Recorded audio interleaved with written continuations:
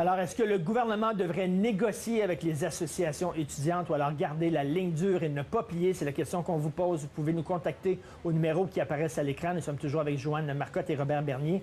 Monsieur Bernier, la fameuse loi 78, il y a des juristes qui disent qu'elle n'est pas liberticide, elle n'empêche pas les gens de manifester. À Genève, comme a dit le ministre Fournier, c'est bien pire. Il faut s'y prendre 30 jours à l'avance pour signifier son désir de manifester.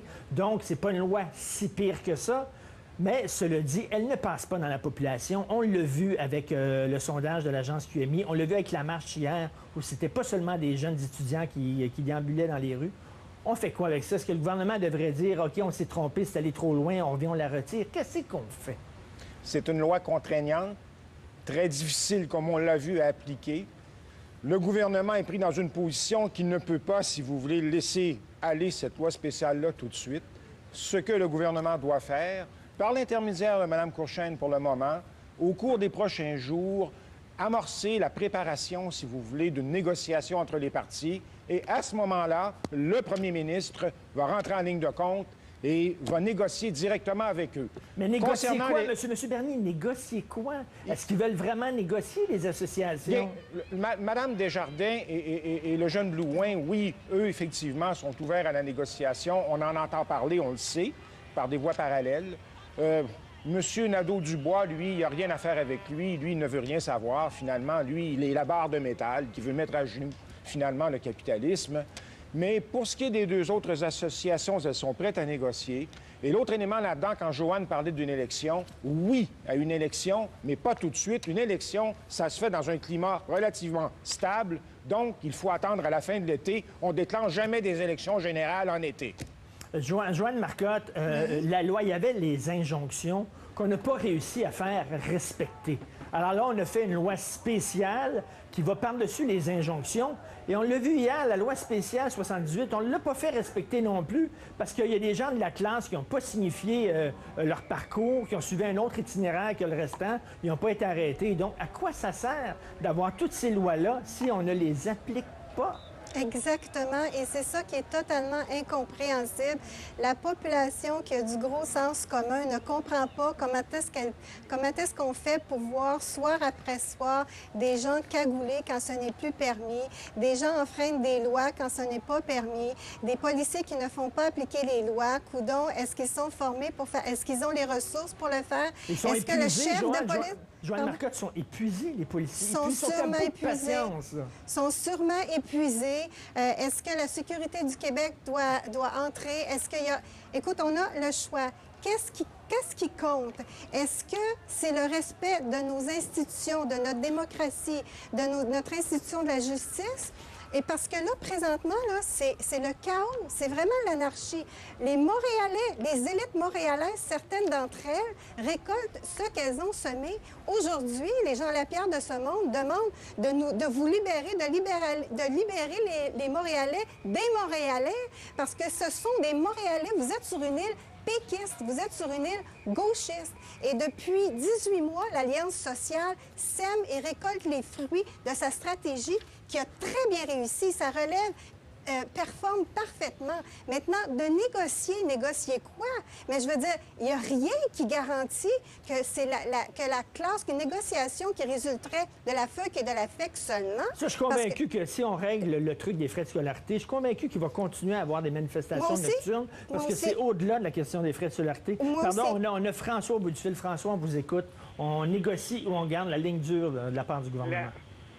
Bonjour. Bonjour. Le pire des scénarios, ce serait de céder au chantage, ce serait d'accepter de négocier. La ligne dure, c'est ce qui doit rester clairement établi, parce que sans ça, ça va donner quoi comme message? Ça va donner brisez tout, faites tout à l'avenir, dans n'importe quelle négociation, dans n'importe quel autre domaine. Je comprends, François. François, je vous comprends parfaitement. Théoriquement, je suis avec vous. Mais il y a la réalité. Regardez ce qui se passe tous les jours à Montréal. Les festivals vont commencer bientôt. Est-ce qu'on peut se permettre de continuer dans le bordel comme ça? À un moment donné, si la partie d'en face n'est pas assez raisonnable pour négocier, peut-être que le gouvernement devrait négocier quand même et plier sur ses principes pour assurer une certaine paix sociale. Mais je vais vous poser une question, M. Martineau. Depuis le début de ce qu'on voit, est-ce que vous avez vu une fois une peine sévère de quoi que ce soit? On voit des arrestations, mais personne n'a de cause, de résultats négatifs à ce qu'ils font. On n'a pas vu personne en rentrant dedans en prison. On n'a pas vu personne. On voit des arrestations et ils remettent dehors le lendemain sous promesse de comparaître et tout ça. Il n'y a pas rien d'assez sévère. Il n'y a pas rien qui donne... admettons, ça me fait penser aux enfants rois qui n'ont aucune punition. Ils continuent à ne pas l'avoir de punition. Ça ne fonctionne pas de même, une société. Mais merci beaucoup, François. Merci. Monsieur Bernier, j'aimerais que vous réagissiez. Oui.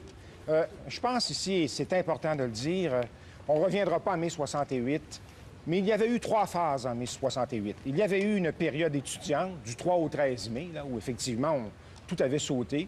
Il y avait eu par la suite une période sociale, si vous voulez, entre le 13 et le 26 mai, où la population, cette période sociale-là, coïncide un peu dans une moindre mesure avec ce que nous voyons actuellement. Et ensuite, il y a eu la période politique du 27 au 30 mai, où le général avait été à Baden, en Allemagne, voir si l'armée l'appuyait.